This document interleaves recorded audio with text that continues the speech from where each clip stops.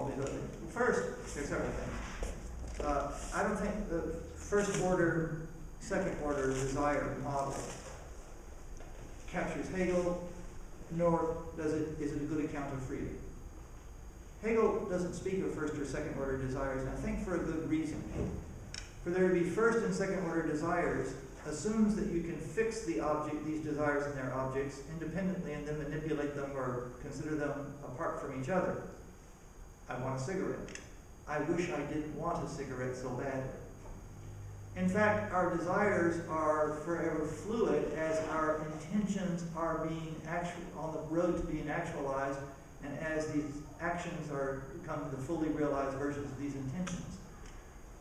Rather, the language Hegel uses is the language of whether I am in my action. Now, to be in your action is not to be identifying with a second order desire and making that effective in your life. It is rather to be seeing that action as fully expressive and as making sense to you. Now, you are not in your action when you are finding yourself doing something that you cannot possibly intelligibly make sense of to yourself. So if I have, for example, the paradigm case is something like a muscular tick, something in my arm. I go to the doctor exactly because this is just something happening to me. Or I find myself strangely, in the case of unintelligible actions, I find myself strangely drawn to looking at pictures of an actor in magazines. Every time I just have to keep staring at this actor. Why? You said, what's so fascinating about him or her? I don't know. That's again, so I'm not in my action in that regard. It makes no sense to me.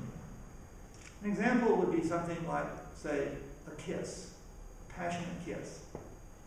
Now, a passionate kiss with the right person, you're in your action. This is, it's an organic thing. It's something we're wired to do as primates. You're fully in it. This is you. This is me. A passionate kiss with the wrong person, say a person holding a knife at your throat. Not the same thing. You're not in the action anymore. Right? You are distant from it. You are alienated from the action. The problem with the hierarchical view is that first it gets into a regress. Second, it holds all these things as if they're fixed. In fact, we are intelligent animals. We are very intelligent and reflective animals. We are modifying our actions as we act, and the sense of what we're doing is also changing in this regard. So Hegel is not, since he doesn't hold Frankfurt's view, he is not subject to the objections that Frankfurt's view. Now there may be many other objections to Hegel's view about being in your action, but Hegel does not hold a hierarchical view in that respect. What does Marx play in all this stuff? Now we're started out talking about Marx, and now we're talking about Hegel and Harry Frankfurt. Marx in the following sense, and also the sense of did any students get it right here. Look, the point here, and this comes back even to the Neoplatonist reading of Hegel, is what we mean when we say the truth is the whole. What do we mean when we speak of something being a totality? The accusation I make of Marx is that Marx has a view of social life as ideally forming a spontaneous harmony, that is, as having the kind of organic totality that an animal organism would have, that an individual organism would have. We should think of society, so it's often said, as organic.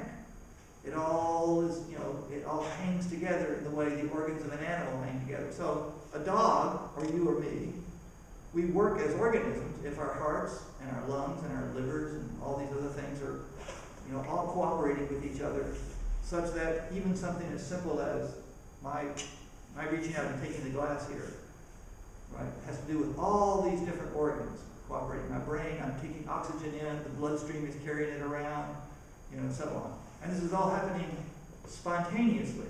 That is, there is no master switch up there, saying, okay, blood, exchange, oxygen now for this and that, and so on. Now, if you think of society like that, which is a natural way to think of it, Hegel says that's the way the Greeks thought of it. Here, this is the ideal state. This is what life should be like. And Hegel actually dates this. He says for exactly 67 years in the history of the planet, it actually happened that way. In the small Greek polis, but it was impossible for it to sustain itself. Okay, so Marx takes that idea, that we should think of society as organizing itself ideally according to this organic unity. One of the things wrong with capitalism is it doesn't do that. This is the great mistake of the modern world, Hegel thinks, is to think that that classical organic totality, which at least in the 19th century people thought was actualized in the Greek polis, is in fact a practical ideal for us, something that could be realized again in the future here, under the conditions of modern individuality and modern technology and the modern need for a bureaucratic state to harmonize all this and so on. So the answer is there are, is that Marx didn't understand that part of Hegel. In fact, Marx actually read Hegel as a Neoplatonist here.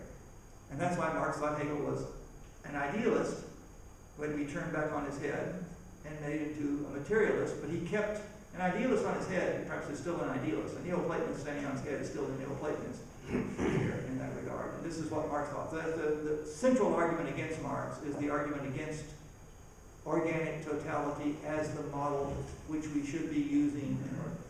Were there any students that got it right? Well, actually, there was at least one, and that was Heinrich Heine, who was one of Marx's closest friends. And he realized early on, right, that this is one of the great mistakes that Marx has made. Right? And more or less told him that. Not that Marx listened. I think we have 2 or 3 more questions, but not more than 3 perhaps. So I'll ask you at the back first, and then you.